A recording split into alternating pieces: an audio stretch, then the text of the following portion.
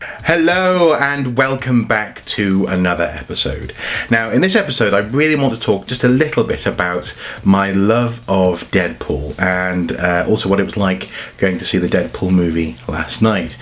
In this house, we are Deadpool fans, and this isn't just because he is an easily likable character. He is. He references pop culture. He's funny. He's rude. He's mischievous. And in many ways, he's a character who is easy to like and which people can appreciate by definition as people who aren't entirely in the know when it comes to comic books. They can appreciate Deadpool because actually they like other things. They don't have to be big comic book fans to like Deadpool. And this, for some people, is a bit annoying. I know I have some friends who really hate Deadpool because everyone who likes Deadpool knows nothing about Marvel. That kind of thing. But I don't mind. I actually love Deadpool because of all that, but also actually primarily because of the clever things that it enables the artists, the writers, and all the creative minds, the colorists behind Deadpool to do with the medium of a comic book.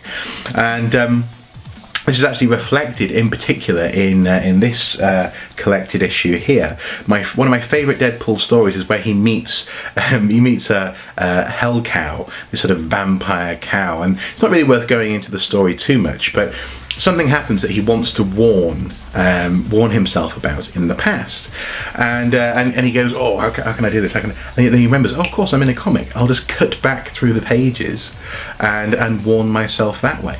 And so he does. He uses his katanas to slice literally through the comic and warn himself about future events. It's that kind of cleverness that draws me towards the Deadpool character. And this week has been fantastic if you're a fan of Deadpool. I went down to Forbidden Planet and bought a whole host of Deadpool comics. Mainly these are ones which are just sort of classic issues trying to introduce the character to people, but these are issues which I wanted to get my hands on. And also there's a Deadpool 25th anniversary comic here, which is absolutely magnificent. So if you're a fan of Deadpool, it's well worth getting your hands on them. That said though, this comic here, for example, let's see, $1 in the US, right? Without the discount that was on this week, £2.80 in the UK. So, getting on to $5 or $6. It's crazy the markup that we have in the UK on these comics. So yes, we love Deadpool in this house, and last night we went to see the Deadpool movie, and I have to say, we loved it. It was absolutely magnificent. It could have gone further in some ways with the character and some of the possibilities. I mean, one thing which I've always loved in the comics, and also, for example, in the Deadpool computer game, is the use of the narration boxes as the voices in his head.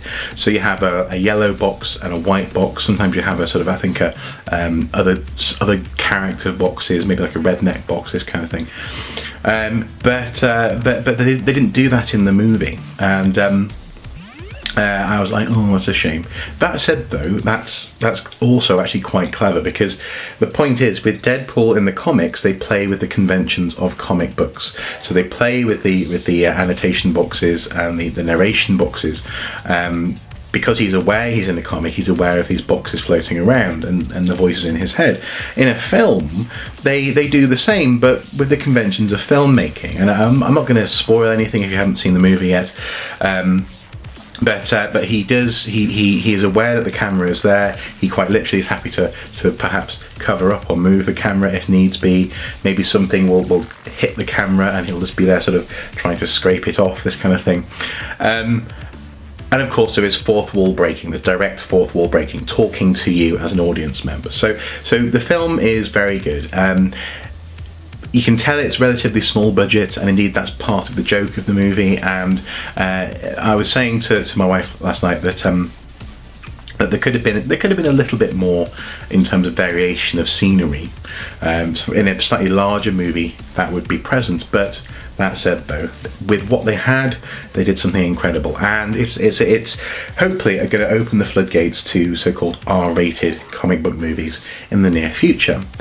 So the film is fantastic, well worth seeing, and if you like Deadpool, if you like everything that surrounds him, you're hopefully going to love this movie. They play a little bit with the origin story, they play a little bit with things which have to be played with really to make it work, but all in all, thumbs up. I was very happy.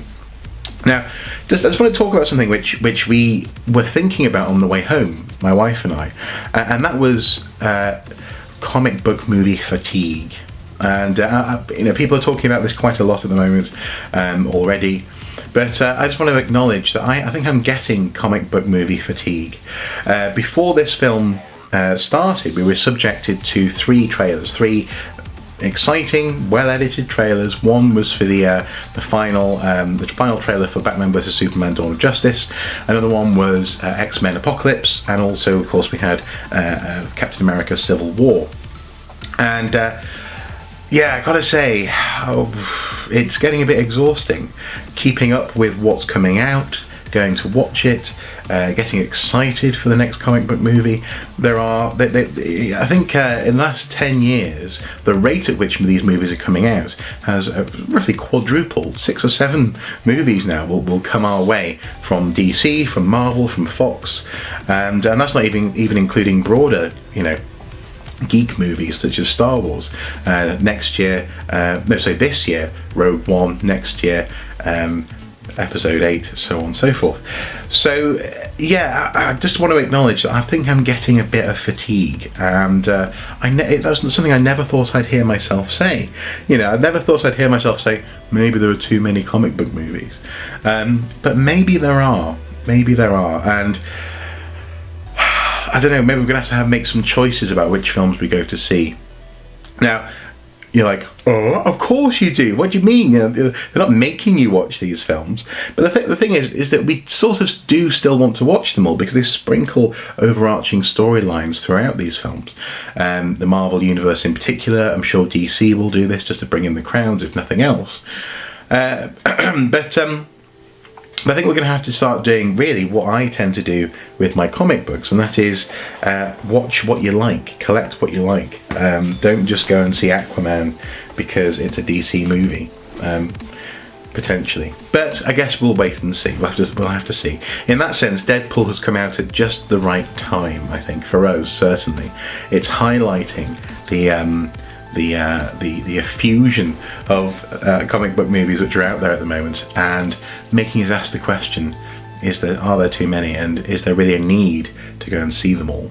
And I'm sure Deadpool would have some interesting answers to that question. Anyway, guys, I just wanted to very quickly just talk a little bit about Deadpool. This is by no means a comprehensive video about my love of the character, but I do love him, and we did love the movie. Absolutely fantastic. Watch out, if you do go and see the film, if you haven't seen it yet, watch out for a baby hand. It's amazing. Also, there is an after credits scene, and it's equally fantastic. Some very exciting possibilities there for the potential Deadpool 2. Anyway, as ever, until next time, do take care. Bye bye.